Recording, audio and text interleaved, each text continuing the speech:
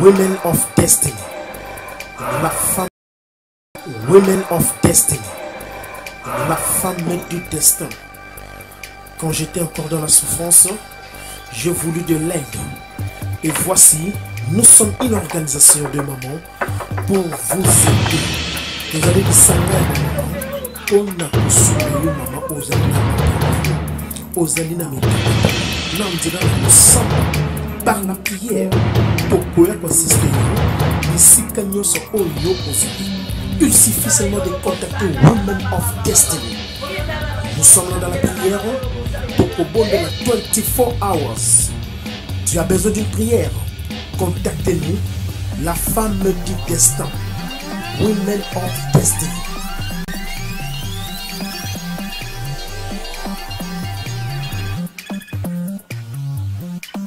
Hello, Women of Destiny, Nana Lumaya, can I help you please? Hello, Women of Destiny.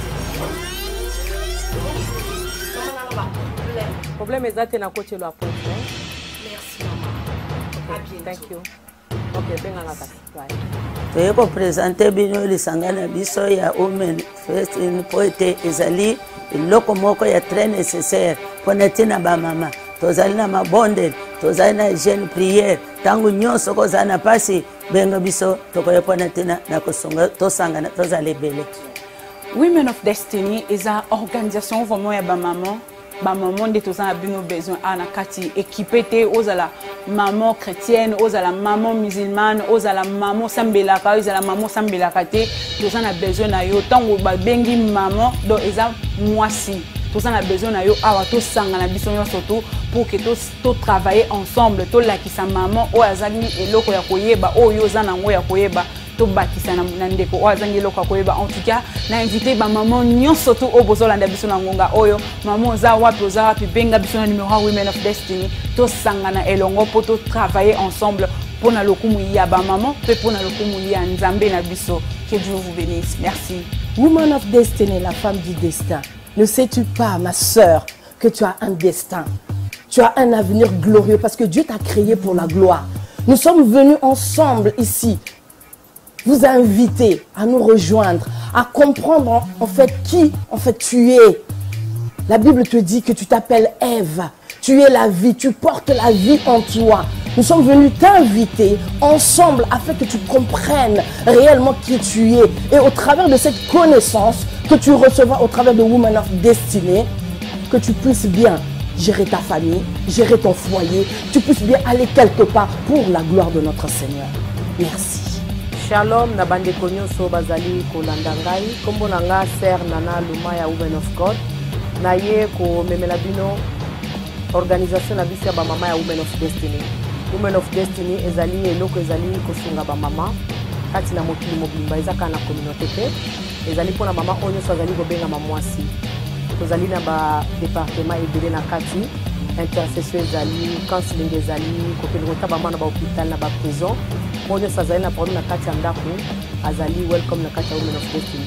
Na mama oyo vandi oyebi kozana likabun kati na bomo na yo okoki kobakisa ya plus na kati ya Women of Destiny ozali welcome.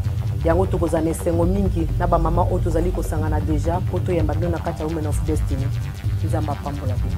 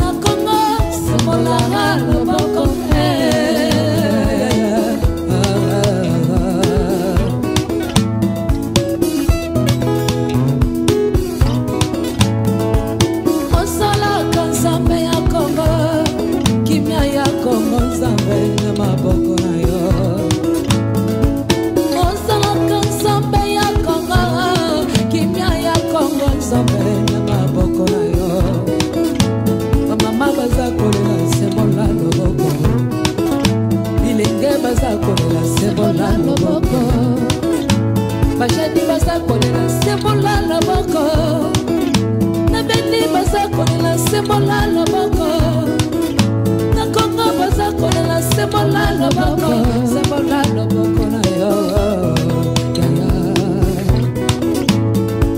ozalaka nzambe ya kongo kimia ya kongo nzambe na maboko na yo ozalaka nzambe ya kongo kimia ya kongo nzambe na maboko na yo bamama baza kolela sembola loboko bilenge baza kolela sembola loboko babebi baza kolela sembola loboko bafaser baza kolela sembola loboko baza kolela sembola loboko na yo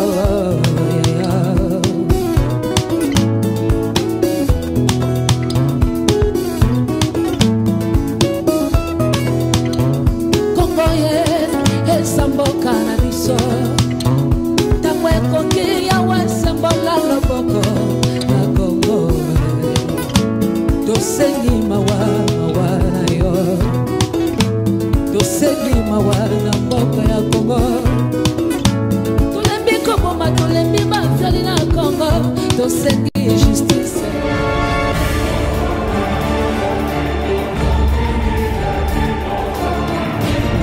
Oulala, banana nzambe côté bino bozali. Oza na tablette yo na bus, na ndako, de partout. Tala TV o nzamba tindel biso. DM5 TV na bunzambe.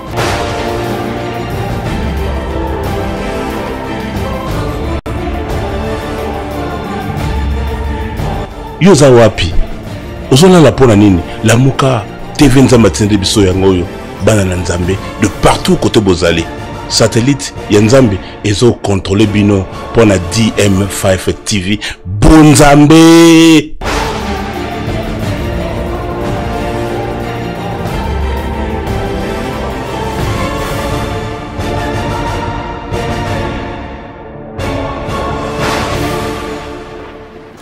DM5 TV Bonzambe nde yangonde makambo donc balobi awande tozo sola Bonzambe. Donc il faut que nous ayons kati na yo yaka na DM5 TV pour polisa ma koleka lisusu nzamba pambola bino penza place bozali bo sana na kolanda ka DM5 TV te yango nde bonzambe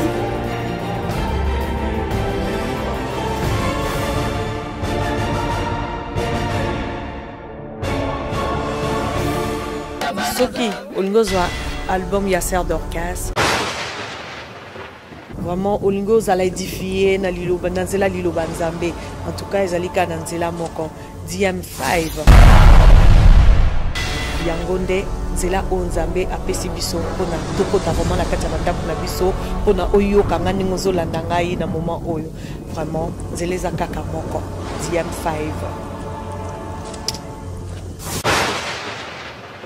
Vraiment un grand merci na DM5 TV pour la opportunité à ce que ça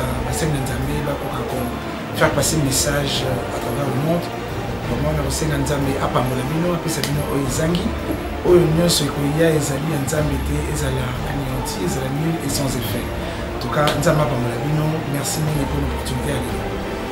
DM5 de salle impact na carte internet donc takana yango DM5.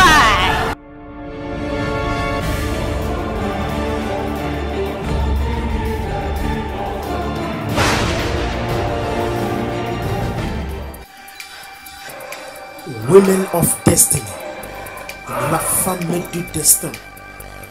Quand j'étais encore dans la souffrance, j'ai voulu de l'aide. Et voici, nous sommes une organisation de mamans pour vous aider. Vous allez vous on a consommé maman aux alina nous sommes par la prière pour pouvoir assister. Ici, quand nous sommes au lieu il suffit seulement de contacter Women of Destiny. Nous sommes là dans la prière pour au bon de la 24 hours.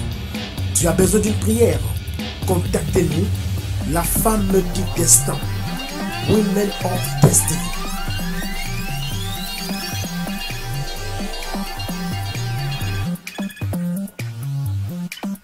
Hello, Women of Destiny, Nana Lumaya, can I help you, please? Hello, Women of Destiny.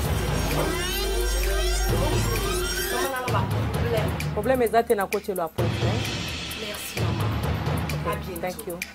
Okay, benga ngata. Bye.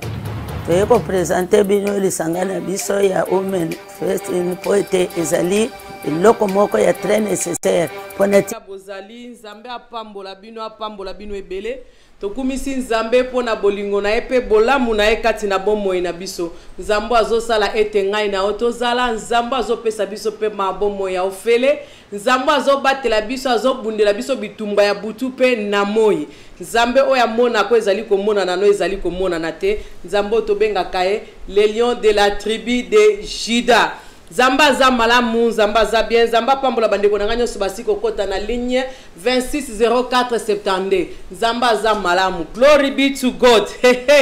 Shalom, shalom, Mama Hélène Kumu, Mama Clémentine, nanga la vacances pa yozali. Shalom, shalom. Mami Cœur d'Ange, shalom et pa yozali. Ma copine Nzambe a pambola yo. Sister de moi na de jenge bakebanga sponsor privé Nzamba pambola yo. Sans oublier ma copine Maggie Kinsion na Nzamba monobisika ozali.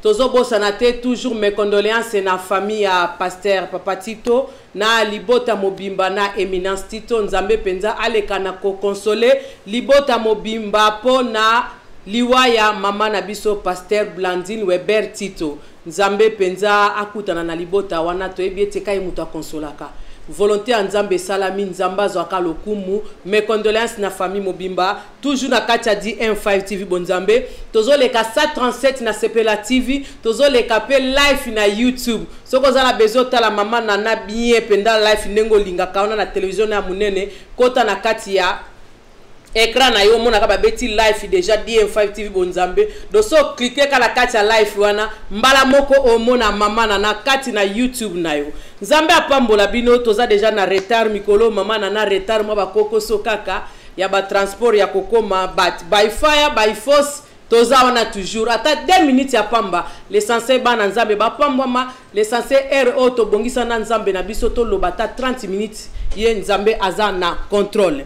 Merci pour na bandeko balandi biso pe baza kolanda biso pe balanda kabiso na kati ya Facebook pe na ba feedback na bino na ba coup de fil na bino ezo pambola biso makasi Nzambe penza aleka na ko pambola bino merci vraiment na ndenge bolanda kabiso merci na ndenge bozo ko partager ba émission Nzambe penda apambola bino akutana na bino na mabota na bino penda akokisa ba posa ya motema na bino ngai wa bino Women of Destiny Nana Lumaya glory be to God la motivatrice coach mama ya Jory mama ya Christian mama Levi mama Priska koko ya Prince Malakai na Princesse Valentina Nzamba pambola bino yaya baluma ya nyoso Nzamba pambola bino tem na biso lelo ezali senga sagesse c'est pas ya Nzambe senga sagesse c'est pas Nzambe kozanga sagesse yango ezako boma biso lelo kozanga sagesse yango lelo ezako détruire vie na biso kozanga sagesse yango ezo bebisela biso ba connexion kozanga sagesse yango bebisela olibala kozanga sagesse yango panza na famille kozanga sagesse ozoko quand même kovana na ba collègue musala te kozanga sagesse babenga o problématique kozanga sagesse babenga mutu na songi ozomona pourquoi ozanga sagesse soki totali lelo Salomo azalaka na nyoso azanga ka eloko te mais Nzambe tango yake pa Salomo eloko Nzambe asenga ki Salomo ezalaki nini sagesse aki na tout ya lokwa lelo yo na kokalanga na ndaku nanga na ba voiture nanga na mukanda nanga na British na ya potokala na umela na botaba na koma na bakoko na besoin sagesse te oza na besoin sagesse parce que sagesse pe zali moko ya ba clé ya vie na biso sagesse zali pe moko ya ba clé o efungola kali pamboli kati na biso koyeba koloba na batu o mwa pe mutu suka na koloba na asepeli na sagesse wana efungoleli yo ba porte epesio musala efungoleli yo business kozanga sagesse okoma problème batu likolo ya vie na yo est-ce que ba mystique ya vie na yo eza problème na biso yo moko zanga sagesse ozo bandenya ko diriger vie na ote ozo bandenya ko sola na vie na ote lelo koma ko pakola batuka ba ber po ani sagesse ezate sagesse c'est très important na vie ya mutu. Salomon senga kangwe pa nzambe. Mais yo ti lelo zoko kako senga yango te. Sagesse bomela olibala. Sagesse ekimisaka mibali na vie na yo kozanga sagesse wana. Kozanga sagesse basi balinga kote bavanda na basi te pozangi sagesse. Kozana maele ngana za maele na encourager ngana tanga na sisa ba université na salaka oui c'est bien mais sagesse sikoyo. Ozo sala siko bo moto na yo. Emso zo tanga po koma docteur siko sagesse o evani sona batu sagesse o evani sona libala. Sagesse o evani sona ba camarade. Sagesse o evani sona katia communauté soki yo muto zangi yango. Yango moni Salomo tangu nzamba tuna ki alobina pesa oni sagesse. Do sagesse les autres na ko banga nzambe kati na yo. Lelo tozo mona makambo ebele soko tuni mutu ana sagesse ana ko banga nzambe te ana bolingwa nzambe kati na ite yango zo mona behavior ndengwana. Yango zo mona ba réponse ndengwana. Mutu musazo bana répondra ke na lobela ki kozanga sagesse olobili kambo ndenge zalaki bientôt memi yango mabe eboti problème ebendi polémique ebendi ko fingana. Pona ni parce que ozana sagesse te. Après comme ngana lobaki na ngana ndenga mabete na ebisa ki kaka yende modèle à comprendre nango o memela ki ngona ndenga sagesse parce que lobelino ezaki malamu te o transmettra ki message ndenge nini kozanga sagesse na kati ndako ya libala oyebi ko swana mobile na ote ozana sagesse te na kati ndako ya libala oyebi ko swana mwasi na ote papa ozana sagesse te même ko vanda na batu même ba camarade ozanga sagesse koyeba nyonso oui bien sûr c'est bien. Bah je connais tout. Bah tu me souviens comment bah ainsi dit l'Éternel. Oh ya lobby yango nde wana. Mozana sagesse te. Il faut qu'on senga sagesse. Point mi bali ba kimanga. Point mi bali ba boyanga. Point na vanda na ba camarade te. Point kaka nde ba sambisa kangai. Point kaka ngande ba lobela kamabe. Mitala na yomo ko luko tambusa na etamboleli na yo. Okoma kanda na vie na batu po ozanga sagesse ozoko ka ko sosola te parce que so ozana sagesse na molimo mosantu yango ko banda ko sosolisa yo omone luka no salaki this time ko zongela ngo sute luko sala ngo boye e komema yo boye omone luko salaki la fois passée e simba kite parce que salaki yango sagesse kati na yo zo tambisa yo mais yo tambola ka ona kibongai na bomoto na yo na kiyo moko ko zanga sagesse. Sans sagesse. Kozanga sagesse et bomela olibala. Kozanga sagesse et bebisela o musala. Kozanga sagesse batukutu balinga kote. Kozanga sagesse okoma na kwena omoko ko banda ko blame batu pona vie na yo. Kozanga sagesse okoma ko sala bisale la croire que ndi batu bako tia oka ke ozo sala quelque chose. Ozana na sagesse te. Même ya ko vivre na batu ebi yangote. Ngana zaka na problème na mutu te me batu bayina kanga mais ozana sagesse te parce que savoir vivre za kati na ote. Parce que quand vivre na bati foza na sagesse parce que mutu na caractère nae mutu na mutu na ndenga raisonnaka mutu na mutu na ndenga lobaka siko tangi yoza na sagesse wana oyebi déjà mutu na ko deal na eboye mutu na ko deal na eboye mutu fona kende na eboye mwasi fona kende na eboye mobile fona kende na eboye yango sagesse c'est important na vie na biso yango zo mona batu mususu lelo sagesse ezo zalate po anini alingi ne ko yeba te alingi ko senga te senga sagesse c'est pas nzambe roi Salomon senga ki sagesse nzamba pesa ki yango azalaki na nyoso basi bana mituka ba voiture ba ngombe ba or ba nini Salomon azaka na tout mais amona ki na tout azaki pamba de fallait asenga sagesse ya nzambe kati na ye yango lelo na poko lelo ozana besoin sagesse na kati ya vie na yo biloba loba no wana efutaka te biloba loba na yo batu bakoma ko yina yo manque ya sagesse ezala côté ya ezosenga biso sagesse ezosenga biso molimo mosantu po akamba biso do tango po oza ko loba oza ko bimisa maloba ozotambola na Saint-Esprit kati na yo sagesse c'est très important na kati ya ba vie na biso manque ya sagesse ezangisa ba camarade oyebo solo la te ya mobimba oyebo vanda na baleki te poza na sagesse te croyant que parce que yo za mukolo par exemple leki aza na 40 oza na 55 ans do leki wana za pambe pa na yo okolo bele any out sagesse ezate même conseil ko pesa mutu po aza leki oyeba ta ndenga oloba na leki wana te lobi nango so leki a manqué to leki a kimio baleki yango bazalaka bongo solo beli bango vérité au PC conseil akoyoka yote akoyoka ndei parce que zolo bana sagesse kati na yote yaya senga sagesse soko sengi sagesse ukwe bandeni na kovana na baleki ba bandeni na ko respecter yo kozanga sagesse yango baleki ba mankaka yo kozanga sagesse yango baleki ba mona ko pamba.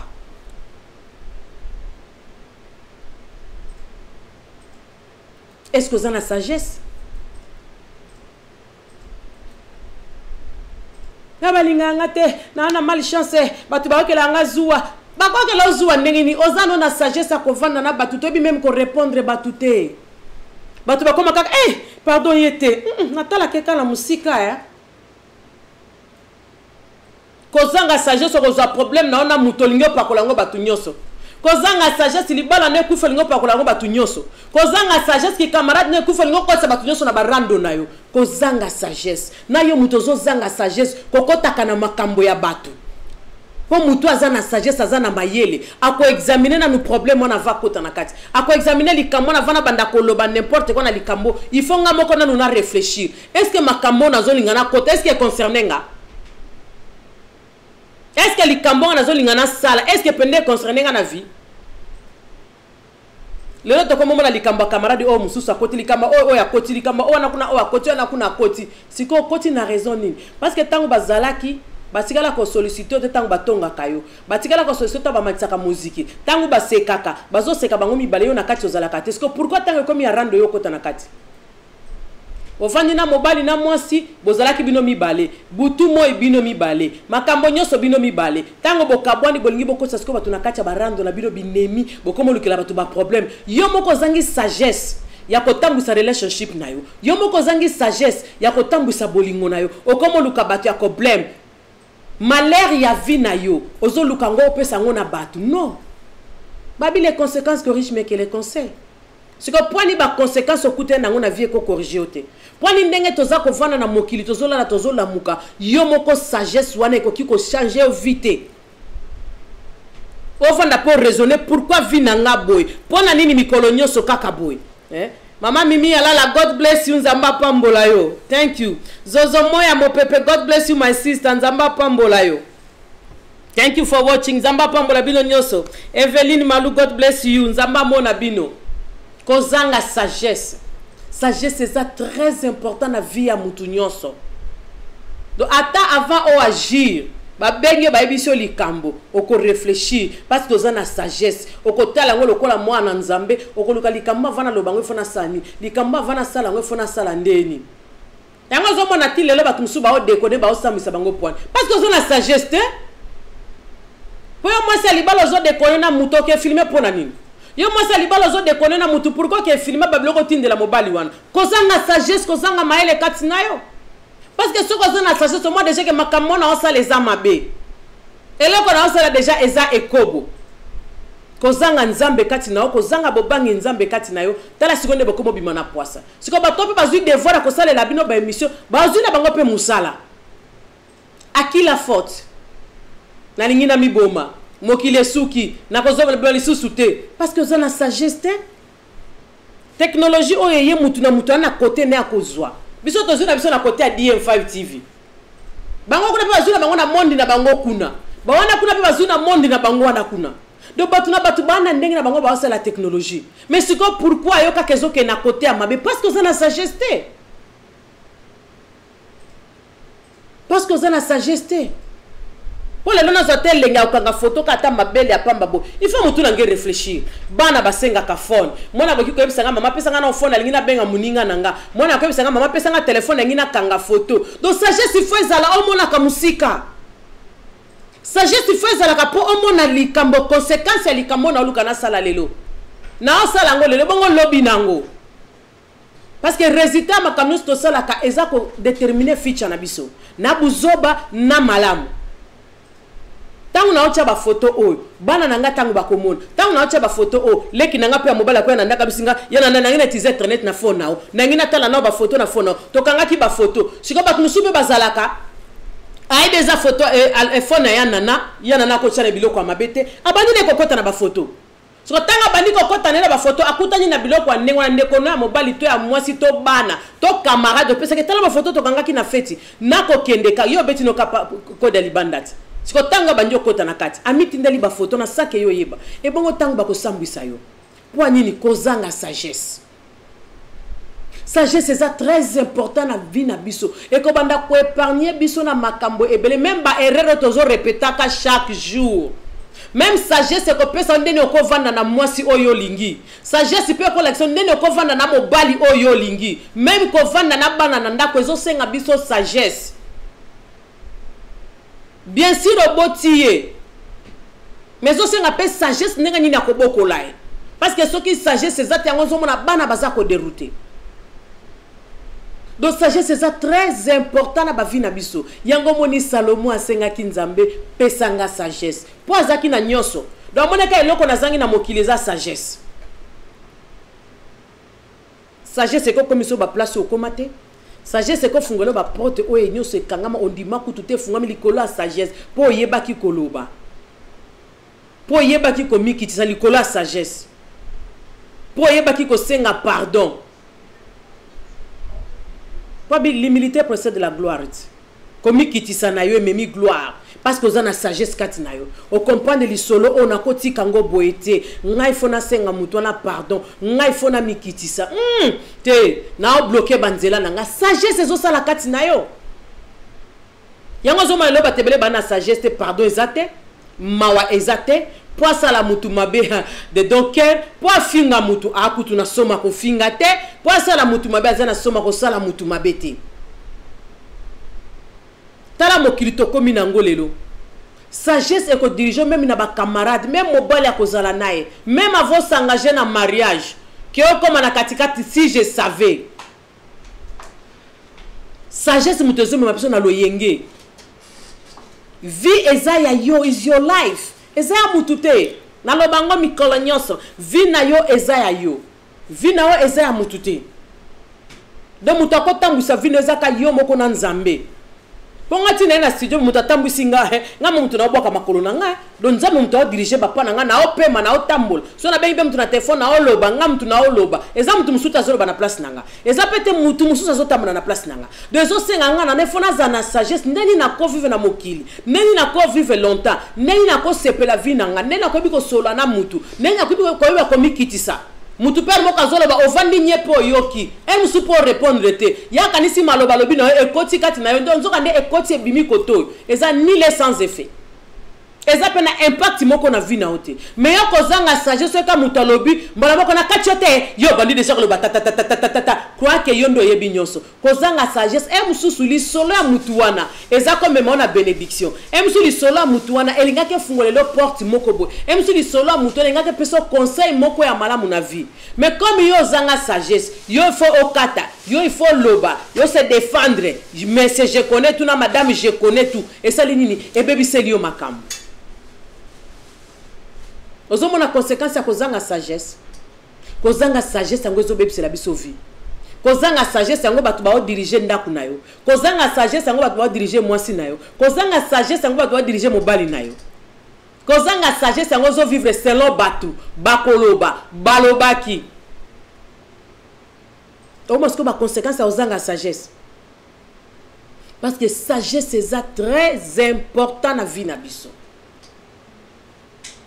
Salomo azaki na tout na ozongelango nyonso eloko asenga ki Nzambe sagesse même Jacob po azwa mwasi oyo alingaki esenga ki sagesse aka ko le banasali déjà 7 ans Nzambe nani bokilo na ngana kika na mwasi na ngali boso po olobi susu na te na kei mais comme azaki na sagesse nana besoin eloko ngana za nango posa na osani na kosala lisusu 7 ans mususu po atala kimbula lisusu te autopacité na kosala lisusu po nazwa kaka eloko ngana lingi kozanga sagesse tozo give up na mariage kozanga sagesse tozo give up na musala kozanga sagesse tozo give na ba business osali kamba liboso mba mibale simbi to tiki ozobosa na ke eloko nyonso na ebandeli ezala kapasi ozobosa na ke eloko nyonso tango zako tongango il faut ozala makasi batu il faut ba mesana na business na yo il faut publicité ezala makasi Coca-Cola ti lelo alemba publicité te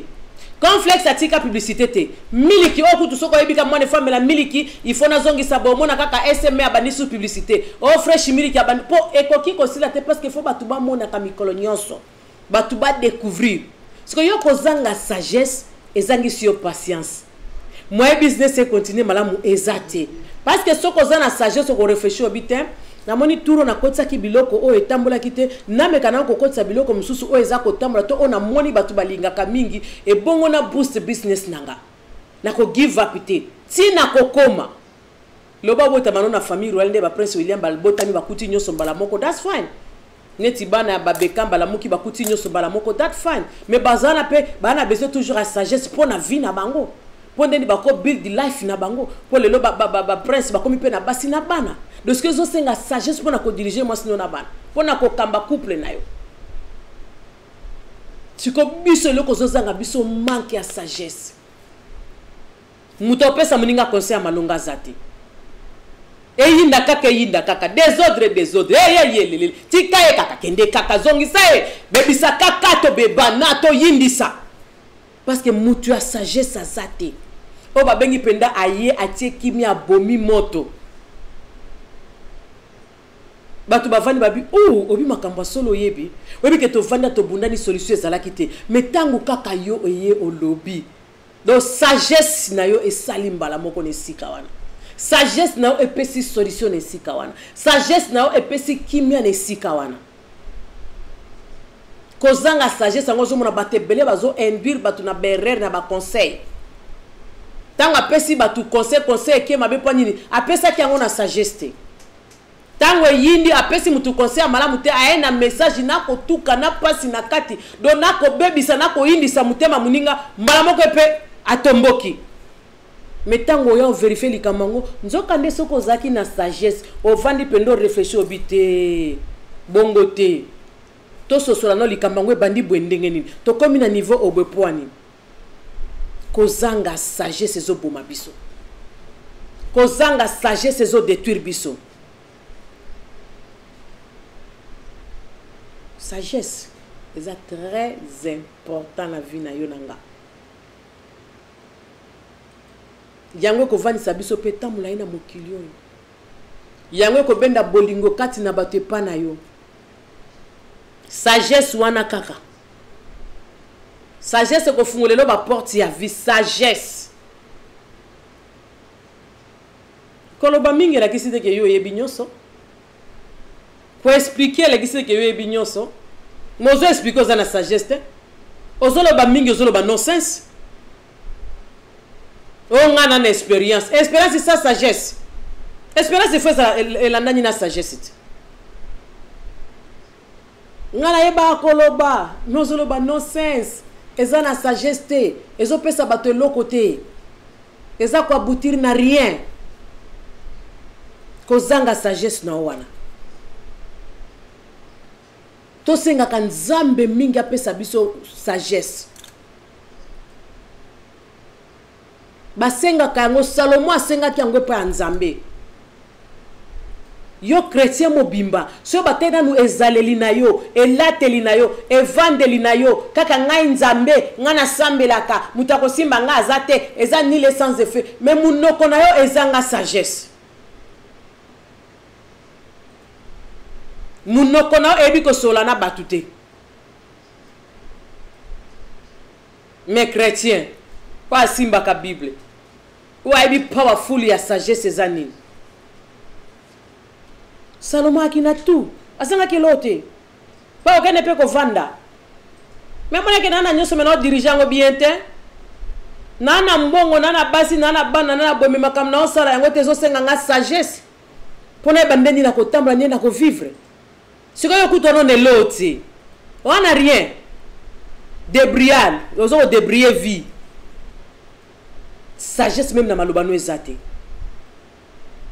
Soko bandi ofinga mwasi. Soko bandi olobela mwasi. Malobano ezo vanda. Musupe pardon sengite. Ato sengi pardon lobi so répéter ango. Motema mutu eza ko beba. Motema mutu eza ko tonda. Ozaka na sagesse akolobate.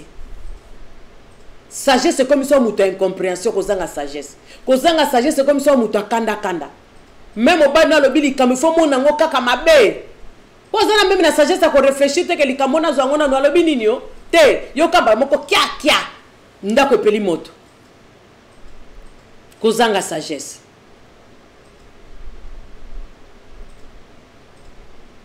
sagesse c'est très important et lozo mona mutu mususu ana baleki azana ba yayi azana ba bofra azana ba semeki mais otela mutu mususu ela telina ye omituni penda o azotamba na molimo mosatu to azotamba na ba demo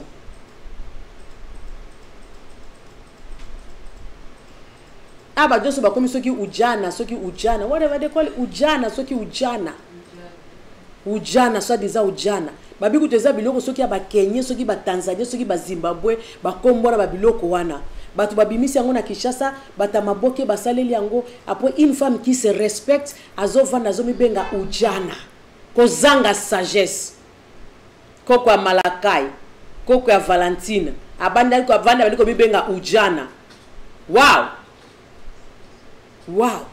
yango bakamtolo ba personnalité awati bata maboke basaleli yango bazolakisa behavior batwana ya ujana baolakisa biso ta ba ujana bazalinde bazosala totala ngona maboke ba seki mosantu basali yango ba minata ba papa sudiata ba pakalowi basali film ya ujana balakisi usko de conséquences ya ujana wana na kati ya kini ndenge zo bebisa elo moko diable nango po détruire mboka na biso détruire génération a détruire population ya Congo ba ujana wana après yo bandi komila tango ngana a ujana mwasi ya poto sans sagesse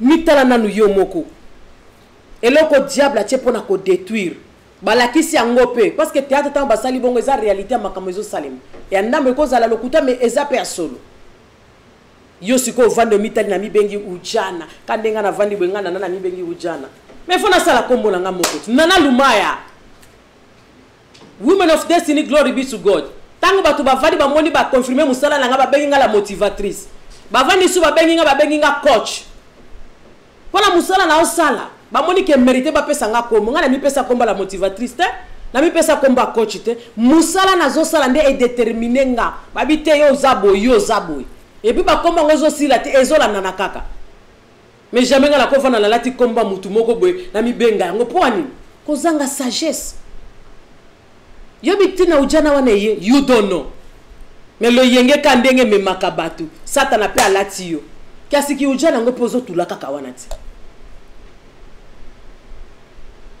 ujana komi na kati ndako yona bana ezoye bana tena ni mama nani kingani non toko sana biso joke oui mais yo kolata ba kombo wana te sosola senga sagesse pas nzambe ozana monde nini yango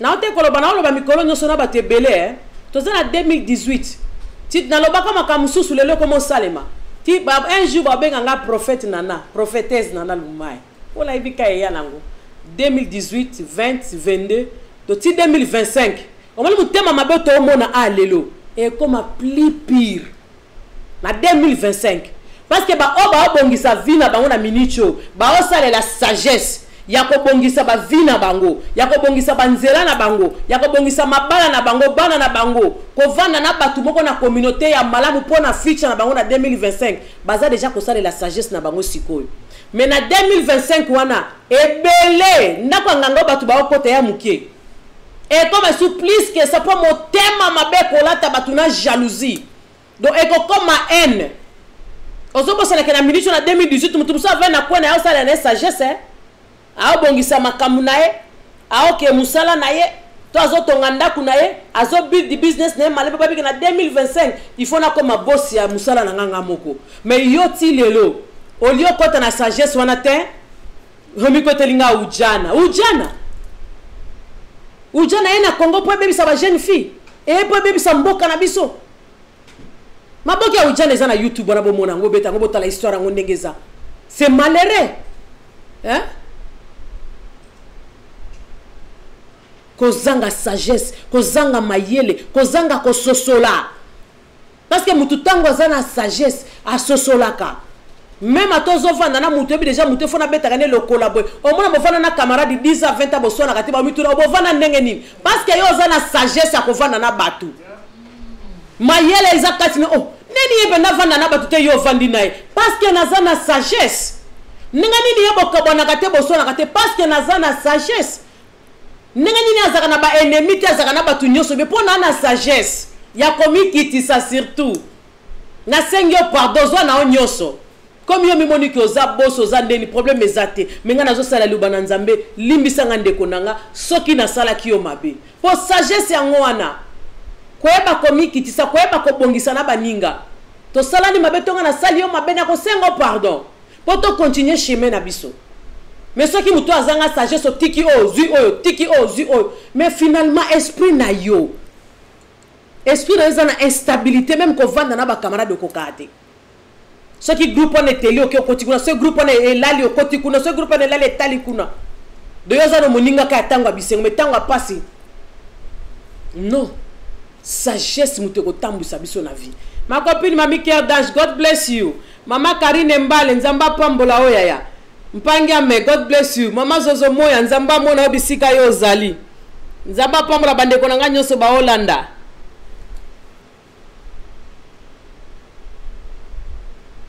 Amen maman Karine Mbale eza déjà ba signe du temps préparez-nous à la rencontre du Seigneur nzamba pambolo maman Karine batu balingi nzambe te kaka na munoko baza ba chrétien parce que tolingi ko embrasser buzoba na communauté congolaise mutu sagesse azana ete soki ba memi eloko batu nyoso bakena batu bazongi si botu bake il faut toza na sagesse pour communauté na biso kende liboso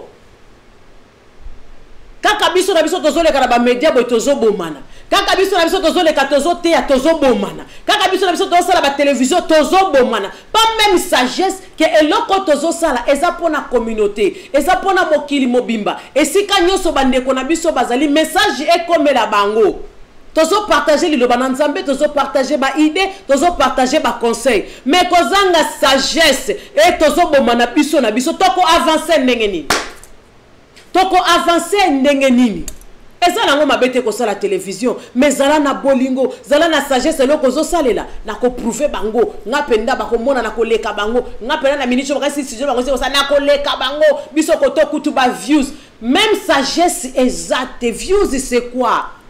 Où est important batuba bongwana où est important batuba zwa quelque chose na vie na bango échanger vie na bango mundela lemba côté ate mundela sala ka ba livre mikolo nyoso mundela so koti na Google kota ba conseil makam nyoso mundela so koti atangisa ka nyoso do aza ko sala toujours pona batu aibi ke batu soki bazoko la vie peza ko changer makam peza ko changer il faut batuba yeba ka ba yekolaka lelo to komi na ba Facebook live est-ce que to yeba kango non toza ko learn si comme biso communauté na biso toza na sagesse ya ko learn te to ande na sagesse ya buzoba ya ko critiquer ya ko yina ya ko kitisa baninga ya ko prouver ya ko milakisa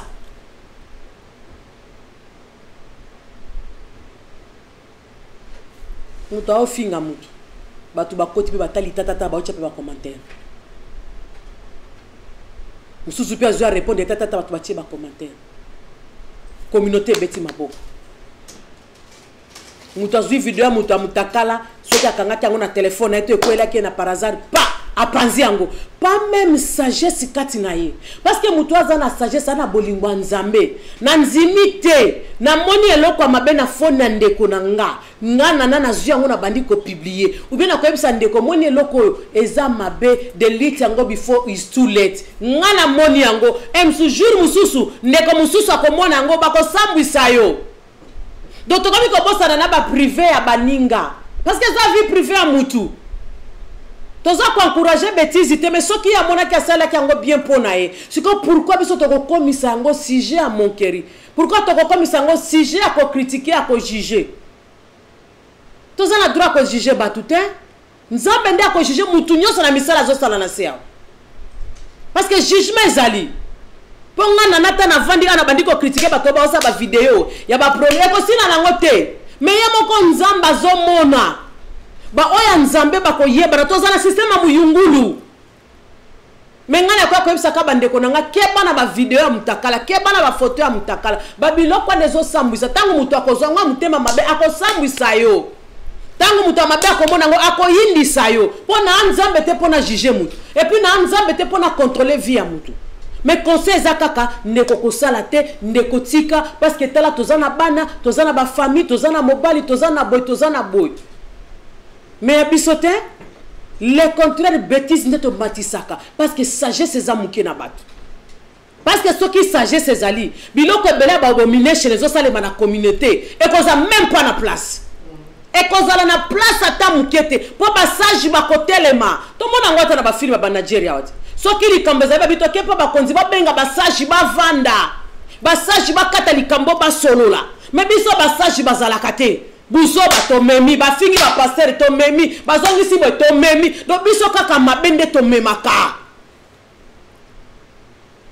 ba sage ba za wapi to senga sagesse neti Salomon senga ki sagesse pas nzambe yango ko build the future na biso yango ko build the communauté na biso yango ko build the mboka na biso po deja ngana na so na okita na Kinshasa na ke komi monisa ke ngana uti na lola e pa nyoso ezalaka mais na bosa niki ana kembaka na cancel tax na bosa niki na kembaka ana gaz na bosa niki na kembaka na transport mais na lingi na kende ko lakisa bande ko nga ke nga moi je suis non mais tant na sagesse na koluka na memela bande ko nga ya please na koluka na memelo ko moko ya malonga onga na yekoli na poto pona profiter na ngona mboka na nga ozo mona sagesse nakoluka tena komisa cousine nga mona musala nakoluka tena komisa leki nanga mobali yemta memela kanga saki lokola boy nanga parce que ngala uti poto aussi longtemps nazo souffrir nazo kemba na obeta kayuna ba hiver emso zo tamolo zo lela emso po venda ndako loka ko lieza te malili na ba manto na ba kweto finiki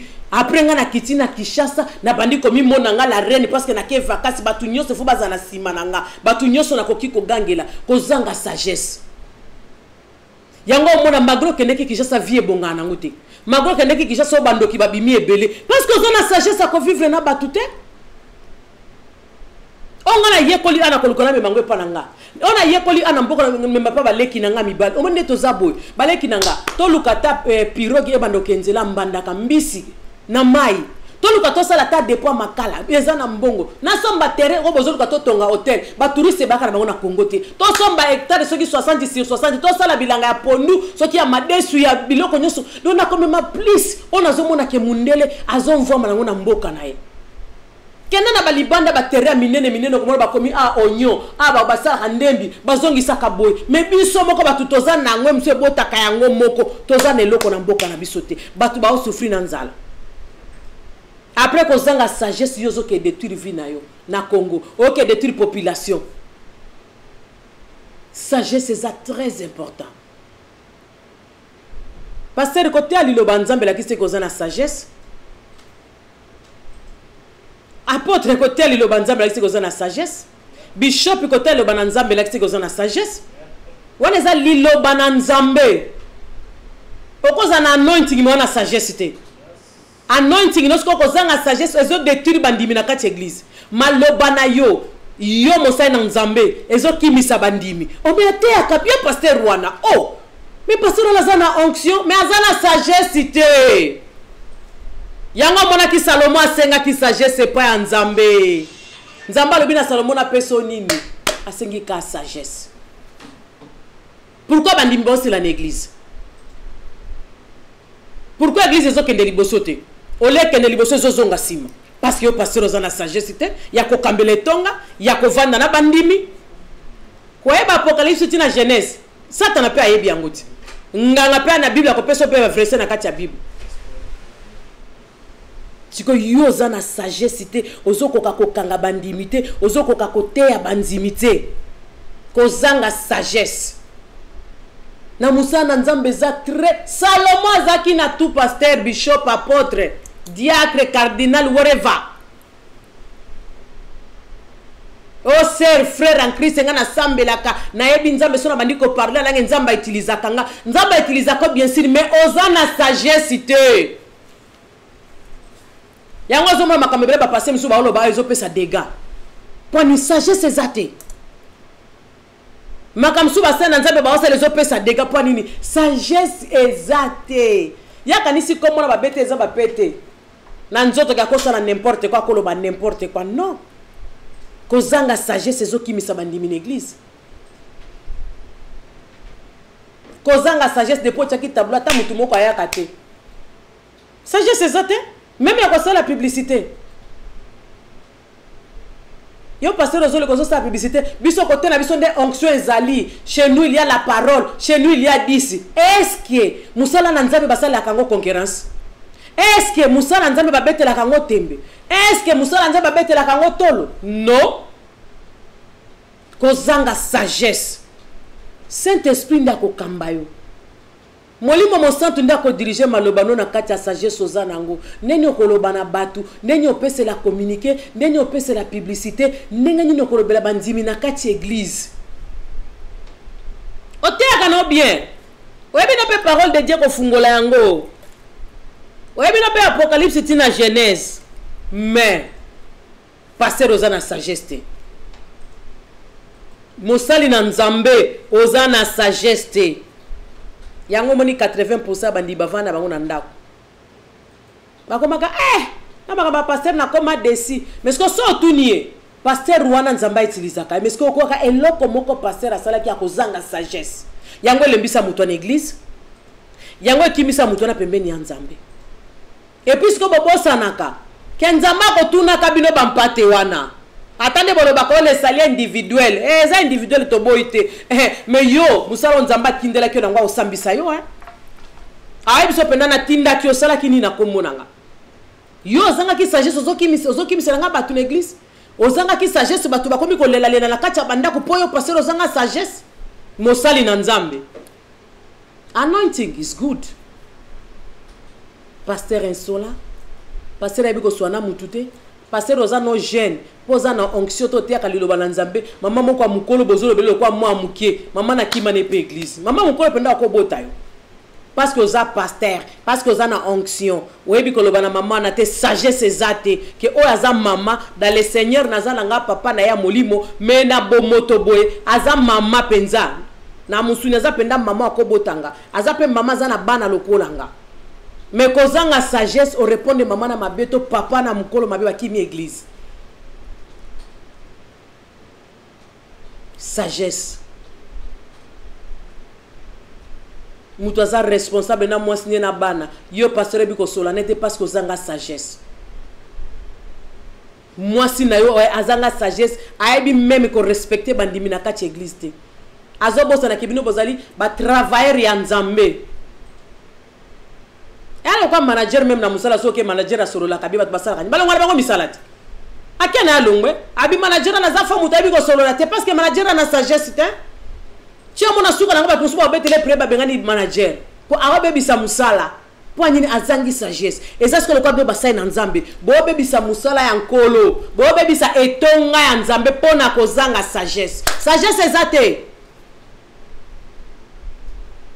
bazamukie o bana sagesse donc vani pendo ki conseil mosa na nzambo mituni menga mo kutu na leki pourquoi na bisake problème nanga poni na kendo consulter o peneza mo menga na li felote o eza penda ko ndir nga na erreur mais en onction mais ana li lo banzambe mais ana sagesse te nena ko diriger li solo nena ko diriger li kambo pasteur agangela kabandimi amen mama mimo kambe mama mami Kier dans Zamba Pambola yo.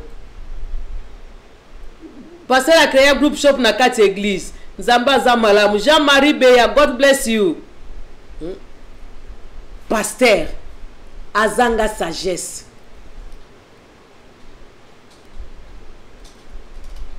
Yo nga soke pasteur bato wandi ko lobanga na pasteur nde matisi nini. Parce que comme ça c'est on balwani on mi identifié te.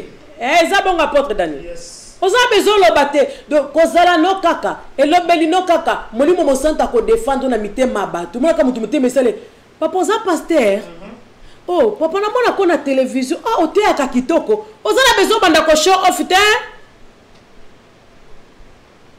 oza besoin bando gangela bato te na mona ba passer mususu akomi na matanga abandi ko tia n'importe quoi bimine na sujet matanga pa moni batebele ba pesi parole sagesse ezate alobi bilobalo bapa bandi kofinga bato na matanga po nini amonaki bato na église nazaka na mwa eboki ya mukebo sikotanga babi place ya batangasi wanaenda koganye baame kozanga sagesse ayinisi lisusu baame bandimbe bapaster oka mutabi pasteur moka ote abiso alobi te wala so pasteur ngoka na église ngana okende te po nini kozanga sagesse okomi na matanga bapesi yo parole yo komi exciting koloba pamba ko jump pamba obandi kolobela bato bavandaki wana bango bakoma kabata babuku babandi bato babuku tika banganda tinga masanga to komi na tanga suka nde kwa kufi yo kokende wapi babandi ko juger bato bayebi so ndeke na liloba na matanga o console mitema o pesa batu liloba na nzambe o lakisa batu liwa eza nzela ya biso nyonso nzambe apesa ka yepe mutu azwi mebi ezoba na biso boye neti na mukanda ya Romain 8:28 ke makambo nyonso ekomelaka ba o balingaka nzambe lakisa mutu wana oke na Esaïe 41 o lakisa batu monene ya nzambe me yo koena matango bandiko critiquer batu kozanga sagesse batu lobi soki ba pasteur na se alekaki o akoya kalate o mona katango bandi kote batu bakomo solola o komi sa batu bavana nyani loba na nzambe wapi ozanga sagesse et puis place Saint Esprit za wana besoin kutu okangisa batu munoko te na matanga tango kokolo baba na nzambe amen to luka to bondela molimo mosanta ko vandisa batu kimia sake yo gangela batu molimo mosanta ko vandisa batu nyepo bayo kaliloba na nzambe zo takati no parce que yo zo tambola na Saint Esprit na sagesse eza kati na yo kozanga sagesse ko ba ogangela batu na matanga ti baza pe obligé bayo kabinote molimo mosanta kaka ndeko banda oloba yango ko kamba mutu avandi penye passer azoloba makambo eza important to kaenano pani Saint Esprit na sagesse maloba yo zo bimisa e komi ko beta na mitema ya batu mais bino so bozangi sagesse boyena matanga bato bokomi ko pupola pona nini sagesse ezate na ki pasteur na yo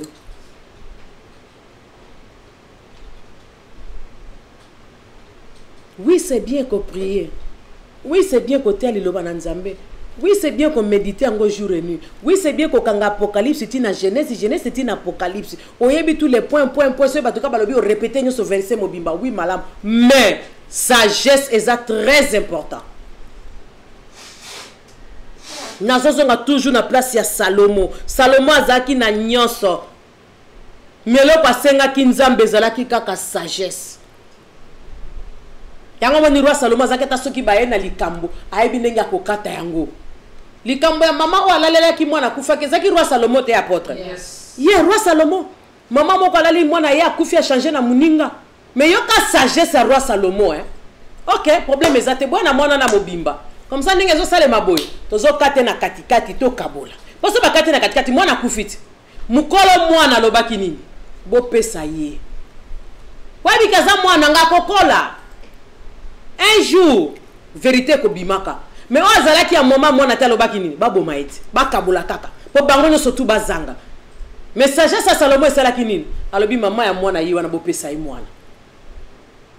Eza sikolo kola lelo bako bengo po kata likambo to mutu akobengo po abetelo lisolo na ye kozanga sagesse lisolo ngo komemela ngo ndenge nini okolobela ngo ndenge nini okopesa mutu conseil ndenge omama musu nga batu bayoka kasute bajoso bakoma bateti na mokilo ndire conseil salaka te oui esalaka tango zana sagesse oyoki nanu mutu nzambe osengi nzambe wana Seigneur Saint-Esprit dirige nga na makasi na nga na okokate pesa nga sagesse ya kosolola na ndeko Saint-Esprit akokamba yo okomona pe solo na ndeko muninga oki mutema kimia azu pe solution abenge pe des jours pa bindeko ebike conseil pesa kinga nzamba pambola yo pona nini sagesse kozanga sagesse mutema ka moto etika kaka eboma kaka epoto moni kaka etozongisa ki non sagesse est très important même ko sangana na biso boso tozana sagesse eza passé muninga muso akolo bapeli kamobo sepe nango te mais comme ozana sagesse okovana na notali caractère ya muninga no wana oko examiner même yango okoyeba te muso ko babi ya lobi nanga boy avana silika na répondre tika na benga ta moi des sages mususu na solo na bango lisolo ba monyango ndenge nini sagesse de écolation même nene ko aborder mutu nene ko le qui s'appelle likambo nene bato akomo ba mona ko yuma moi biko za yuma te ozo sale la sagesse yana minute abimane gangi yana minute a gagner na e kande bato moki balba mutu abatami na simano ebi makasa za na ngote menga sagesse ezo sala na ibete likambo yo nzambe nanga okota kande na lobaka ngana ibisa ga lobana nga à moi la vengeance alabi nanga pe na garder silence do sagesse nanga na vandisa ngo place wana sala o nyoso yo lingi loba ndengo lingi mata ndengo lingi kitisa ndengo lingi mema na onga na left na right silisa no kombo anana kana na okombo anana mema na osoki wapi soki pa banganga yo kaka me mutu nanga tele makamoto na suka nzambe wana pona nini sagesse mutu musu momona na kasote mo pesa kembo te bonjour bonsoir likambo pesa lui assister mais azande mi na ote emso simba kite bo kanga na suneti liboso to bo kanga na kalisusu sagesse tambisa biso siko ndengwana mais yo siko koma na binemi partout na lobisaka ete ya una la ete na kokende te yakutukuna no babi déjà un mois na nzambe alala na kanda te mwana nzambe akopesa pe mabonza na église te soka za na binemi donc il faut obongisa nanu na binemi na yo e bongo kende ko bonzela nzambe yo zo senga nzamba sala même sagesse ya kokanisa ke non na binemi nzamba opambola nga ndeni nzamba bina nga na limbisa mbala soki tuku sabo soki na combien na to limbisa me nga na limbisa kate nga na zo bakisa ka binemi me na okepesa offrande na zo pesa dim ba passer bazo bondela nzamba osa ndenge nini sagesse ezate ya kososola ozana besoin sagesse na vie na yo Salomo azaki na nyoso me asenga ki nzambe sagesse yosko senga nzambe nini sagesse est très important na vie ya mutu tozo ke presque na émission na biso na suka ya pokwa na lelo magé maman na luma ya bandi na retard même 40 minutes to sala émission na biso na biete eza très important pour na biso sagesse est très important na vie ya mutu ndeko nanga sagesse ko mema biso bisika ebele sagesse ko fungolela biso mapamboli sagesse ko bendela biso batu ya malamu po ba ya ko pambola biso tozana ba promesse ebele nzamba loba na vie na biso ko kanisa te nzamba okita susu po ya kokokisa ngo non ako utiliser kaka mutu aya pembeno po apambola yo mutu muso azali pamboli po na yo mais sagesse ezate olongoli mutu na nzela na yo sagesse ezate aussi ba décision ya bizuela mais nzamba tia mutu wana po azala lipamboli po na vie na yo omoni siko ba conséquence ko zanga sagesse siko dépend banda ko zela promesse wana kokisama e kokokisama ndenge nini ezo yo zo comprendre ngote ezo ya ozo mona ngote ezo ya makamnyoso ozo mona kama be ezo ya kaka kokabona kana bat ezo ya kaka muto nzamba tiaki benediction pembe na omoni mabe obwaki eloka facile na vie ezate bana Israël po ba sepela ezo ki combien de temps Moïse nzamba lobi na Moïse kende ko bimisa bango ezo combien de temps po Moïse alembi Pharaon alembisa motema po a libérer bana Israël. Mais lipamboli bénédiction ko funga mayaba na Israël ezaki na maboko ya Moïse. Donc il fallait kende tina suka nango ba komi lisusu na suka mais rouge ngo na liboso. Nzaba tune Moïse ozana nini? Eza lokwa na minute ko zanga sagesse emso ozana mutu moko za lipamboli pembe na yo. Ozana eloko moko eza bénédiction kati na yo. Ozana eloko mususu nzaba pambola maboko no na musala. Ozana don moko kati na o ezo senga ke il faut ebima po nzamba pambola na kati ya don wana. Mais ko zanga sagesse ozo sosola te tilelo. Que eloko ezaka kati nanga yango bénédiction nanga mais ozaka komilela ozaka sala kaka o ezali volonté ya nzambe to ezali pe destin na ote pona nini kozanga sagesse parce que omonika ko monikaka circonstance non sagesse il faut sala tango mi yebi oyo ozali nyoso ko sala ko pamwa batu nyoso ko fona pembeni wa kozana esengo kolo bebele yango la kisi ko zana sagesse koyeba ebele ya bona kisiki ozana sagesse koyeba ebele mo bibuzoba okolo ba pe bele lobi nonsense mbi oloba ke bele oko répondre pe mutu na réponda qui est mais sans sagesse et baby seli mbala moko relation na mutu na baby seli pe misusu mutu na 2019 nzamba linga ke utiliser za lipamboli pona yo mais yo komisi ye kae ya vie na yo asali nini abomi ya keiti bénédiction na ekei sagesse ezozanga biso ovandi nesika moko vanda na nesika nzamba cheyo tala na luvino zo kenene nte ngape na ke kosala ngape na ke koleka kuna ngape fona yebana o matisi o kitisi ngape fo ba mona ngape fona sala kombo est-ce que comme moi ngo lingo sala esengeli na modèle wana il faut sagesse sala kovanda nga na vandi awa na bandi yango kala DM5 TV te na bandi yango na Facebook te na bandi yango pe na poto te na bandi yango na Afrique pona zana ba témoin ba kofanda lelo bandi ko témoigner musala onga na zo sala lelo mais na zo sala ngona baninga na ba groupe na batu tozo zala na ndenge tozo vanda no ozomona ngo kutu ya ndenge na komeli lelo te parce que zaki kati nanga kozala peka na sagesse ngabite gift nanga ekola la te bandeko bazana poto bayebi ngati eza makamsu so ebsinga ngabinga eleka te ngana za women of destiny glory be to God lelo na komeli la motivatrice coach pour nini batu ba moni musala na osala babite oza motivatrice ate oza coach parce que coachaka biso parce que oza ko motiver biso ezanga te musala egangi basalinga pe fierté pour ba kemsu bangi ba matisanga kombo moboko ba valeur non parce que motivatrice na vie sale meza pour mutu moko te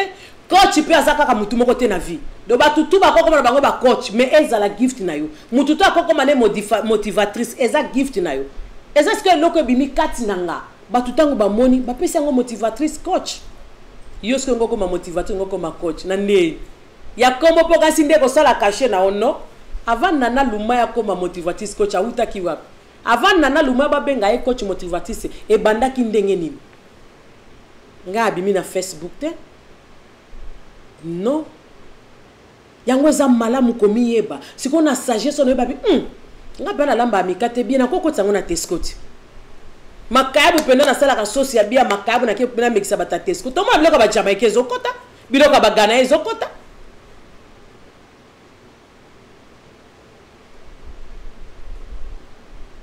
mami Remo Kambia lamba kifumbo Pasteur Blaise na manje sanzamba pambola yo sagesse ezali pe koboma ko ezako bomatona ligo goli. God bless you my sister zamba pambola yo ezako boma kibomoto na yo yes amen ezako boma penza hein badefa ka elevation te mama Clémentine nanga mama Clémentine nanga soki lambe yete na safu tikala kana Bruxelles mais la liputa papa Clémentine ta leo na lati pantalon po o mena la ta robe mo mena liputa na ozele lamba la ngai sagesse est très important na vie ya bana nzambe sagesse angozo sala biso to vana na ba DM5 ba mama Clémentine ba mama Mami Cœur d'Ange mama Hélène Kumu ba Nadège ba Maggie Kinsiona ba Irène Bayelo pour na sagesse. Donc si tu miye banana ba limite na ndeni to vanda kana mutu azabo na ba évangéliste Joyce.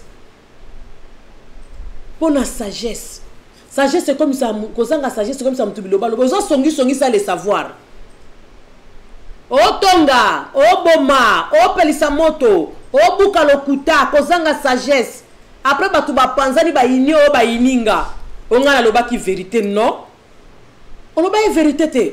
Kozanga sagesse na eluki problème. Kozanga sagesse na ebomisi batu. Kozanga sagesse na ekimisi batu pembeni na yo.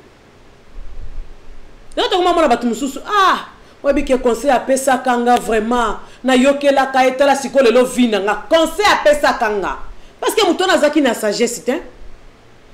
Et belle na vie awa 70% ba regretta ka likola ba conseil ba to bazanga sagesse.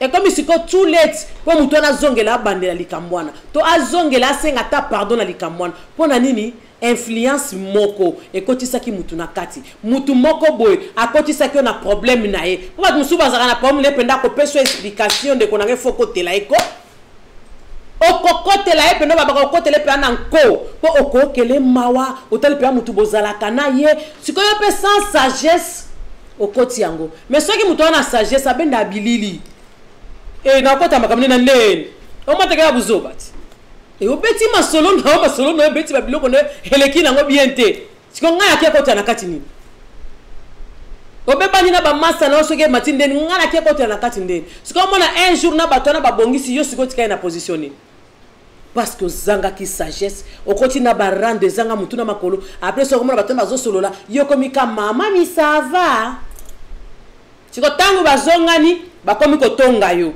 mutokota na masolo na sans sagesse.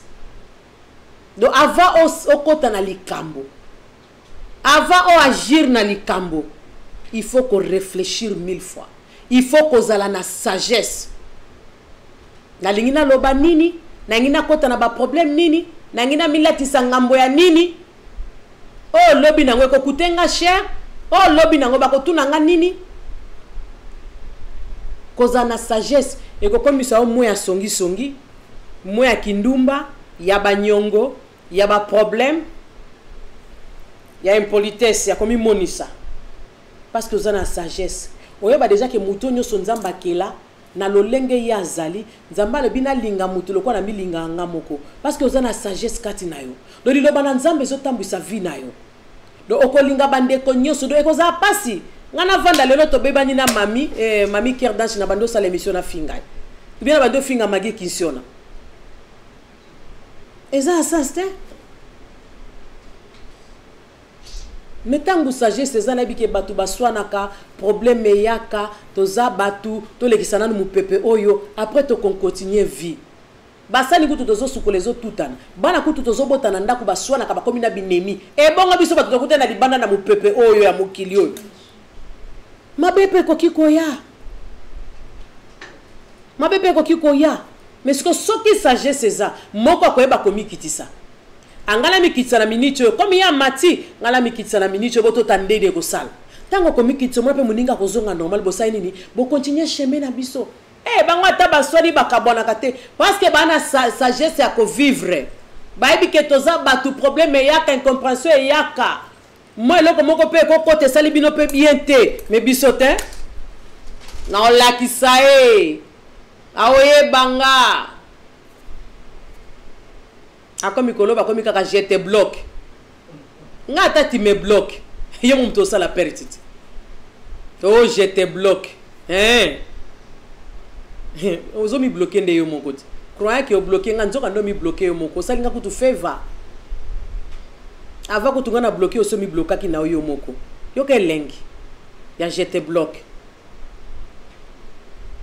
to sali la sagesse na communauté toza makambo ebele ya malamu kati na biso toza pena makambo ebele oso tosali lelo ekomema biso musika oso tosali lelo ekopesa biso ba esprit na yebi kutute soki congolais akokoma nani na mokili I don't know, only God knows parce que toza na ba gift toza na makambo ebele mais kozanga sagesse ezotombola buzoba liboso na biso.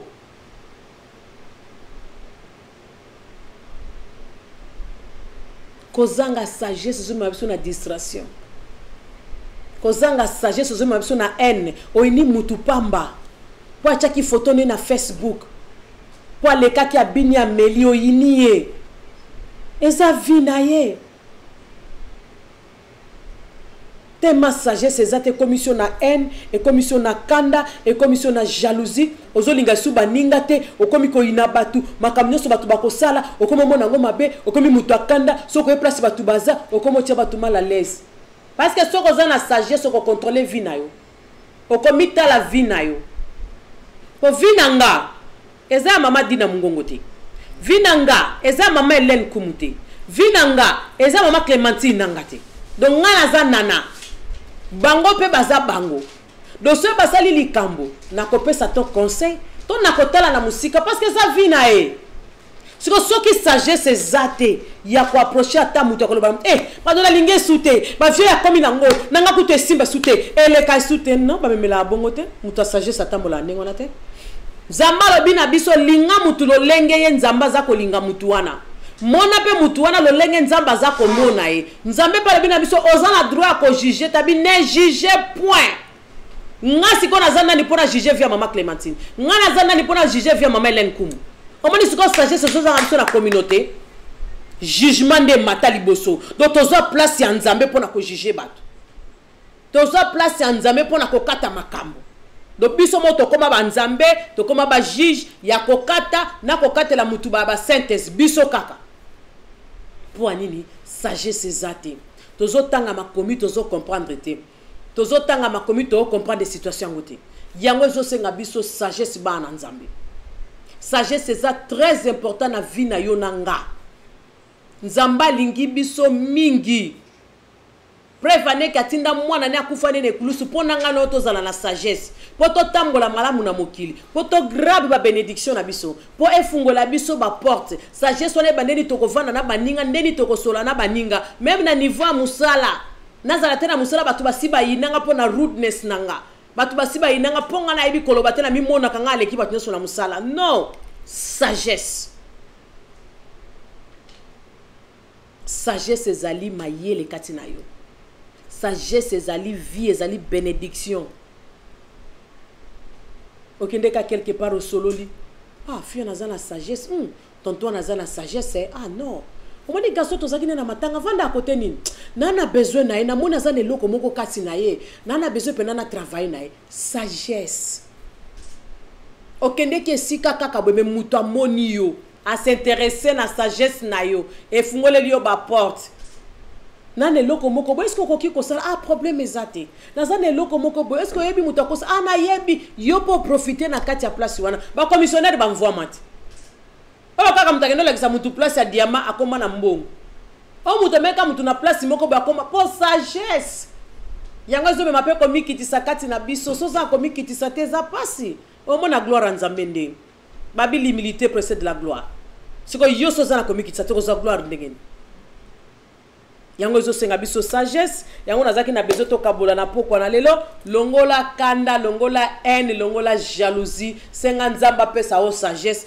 po oyeba kotambwisa libala na yo po oyeba kotambwisa bolingo na yo po oyeba kotambwisa vie na yo po oyeba ndenge kosolola na batu ezala libota na yo ezala bana na yo ezala même maman ya bota na papa abota yo elakisi lelo parce que sombela bango ndaku nde mata likolo na bango sagesse kuto ezaka sute yo kasi kosomba ndaku nde komi likolo ba parents nao non mais moi no azana sagesse akoyeba déjà que no ba parents nanga baza ba boti nanga to baza ba nzambe nanga assez donc na ko continuer toujours ko respecter bango malgré nga lelo na koma kolesa bango malgré lelo na futela bango ndaku taunga pe na zalaki na ndaku na biso ba parents bazaki ko sala ponanga donc lelo komi devoir nanga na côté nanga na aider ba boti nanga nyoso wana nini sagesse kati na mutu ah tata moi si yana nga mukola tikala na Kishasa malgré abota bana bibota botazaka na mobilité malgré nga na tangisa kabana na ye d'autant na osola na yana nga na osola na sagesse parce que ça bénédiction okotangisa pe bana na basisi ba université okozoli pambolité pona nini parce que ozaka na sagesse te modèle lobelaka yana yo modèle gangela kabana na parce que tangisa kabango non bénédiction ezaka ndengo na te yango ezo senga biso sagesse nzambe aleka na ko pambola bandeko nyoso bala ninga na pokwa na lelo Women of Destiny, glory be to God. Na komi na suka penza emission na biso ndeko mama zozo nzamba pambola yo. Tozanga koyeba ezali wa ndambu mama na dejenge bakebanga nzamba pambola ona bokilo nanga pabulo nanga. Ah tata mwasi Marguerite Mputu Muzimi, God bless you tata mwasi. Joel Yembo, God bless you nzamba pambola yo. Luisa nzamba pambola yo. Mimi alala long time. Na sepeli komono na ligne lelo. Animi Shazonga, God bless you nzamba pambola yo. Mami Remo Kambi. Ma copine d'enfance dans le Seigneur. Yo de bogolanga. Nzamba pambola Mami Re. Luisa Hope, God bless you. Nzamba pambola bino Destiny MK Love, God bless you. Nzamba pambola bino Eveline Malunz Nzau. Yeah, God bless you. Claudine Abigail Nzamba pambola yo, love you. Fifi mama Fifi Bamba, God bless you. Nzamba pambola bino Charlotte Mukusa, God bless you. Nana Manza, God bless you. Nzamba pambola bandeko nanga Ligo, God bless you. We love you so much. Ligo Goli, God bless you. Apôtre Dani Mungongo yo déjà DM5 TV Bonzambe. Amive Avugla, yes, God bless you. Nzamba pambola bino so bandeko bolandinga lelo na kacha Women of Destiny. Glory be to God. Kaka na kacha DM5 TV. Bisoka system kaka ya background, toza na system ya bikarbitus, toza pe na system ya Nzambe ndi azabien. Ao pambola kaka toujours azo sala pe ya minene, tozo zo pe ba témoignage. Nzamba pambola bino soko za na témoignage moko ya émission ola na kana kacha DM5 TV. Ezala côté na nga mama Nana Lumaya, côté ya mama Clémentine nanga, côté ya mama Mami Kerdange, côté ya mama Hélène Koumou pasteur on a les kits na biso à vendredi ko hésita kate po obenga biso batiaka toujours numéro na biso wana soko zui biso te okomi ata message na inbox na kati ya Facebook et ko sa biso pe malamu tozomona ete mosala tozo sala ezo pambola pe bande ko na kati ya communauté nzambe apambola bino Nana Lumaya Women of Destiny. Glory be to God, la motivatrice coach, mama ya Jorime, mama ya Christian, mama ya Levi, mama ya Priska na bakoko na ngana lingaka mingi, koko Malakai na Princess Valentina o alekiba mama nyoso na kitoko. Zamba pambola bino, love you so much, bye bye. Zamba zabien, glory be to God. Women of Destiny, la femme du destin. Quand j'étais encore dans la souffrance, j'ai voulu de l'aide. Et voici, nous sommes une organisation de mamans pour vous aider. Vous allez dire ça, on a consommé maman aux alina nous sommes par la prière pour pouvoir assister. Ici, quand nous sommes au il suffit seulement de contacter Women of Destiny. Nous sommes là dans la prière. Au bon de la 24 hours. Tu as besoin d'une prière. Contactez-nous, la femme du destin. Women of Destiny.